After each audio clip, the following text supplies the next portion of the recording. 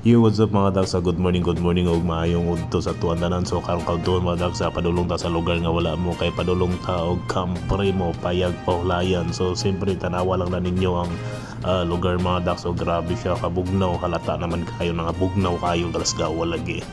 So siyempre matik dia na abutin ta diri mga dagsa, way duha way isa-isa.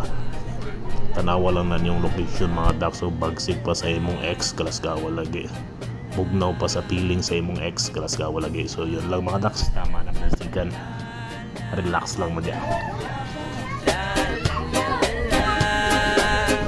Sa